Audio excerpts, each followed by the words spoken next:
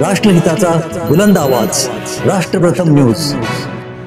दिनांक 30 रोजी दुपारी आष्टा पोलीस स्टेशनमधून सांगली स्पेशल रेस्क्यू फोर्स आपत्कालीन पथकास कॉल आला की 2 मुले विहिरीमध्ये बुडाल्याची माहिती स्पेशल रेस्क्यू फोर्सला दिली गेली। स्पेशल रेस्क्यू फोर्स काही वेळातच आष्टा खोतवाडी येथे विहिरीमध्ये 2 मुले बुडाली होती। घटनास्थळी special rescue force Ashta police कर्मचारी अधिकारी घटनास्थळी होते। या घटनेची पाहणी करून स्पेशल रेस्क्यू फोर्सने काही वेळातच काही मिनिटातच दोन्ही मृतदेह विहिरीच्या पाण्यातून बाहेर काढले। विहीर 60 फूट खोल, 40 फूट पाणी होते। दरम्यान विहिरीच्या तळाला जाऊन पाण्यातून दोन्ही मृतदेह बाहेर काढले। स्पेशल रेस्क्यू फोर्सची रेस्क्यू अयशस्वी ठरलं। केरबा धोंडीराम बागडी, वय वर्ष 27, नागाव रोड, झोपडपट्टी, आष्टा।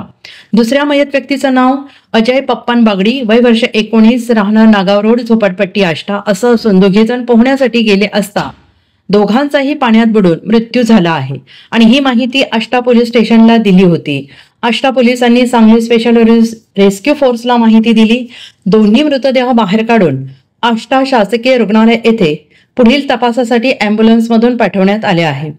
स्पेशल रेस्क्यू फोर्स आपत्कालीन पथक कैलास वडर, सागर जाधव, असिफ मकानदार, सदाशिव पेडेकर, अनिल बसरगट्टी, महेश गव्हाणे, अमीर नदाब, महादेव वनखंडे इत्यादी होते।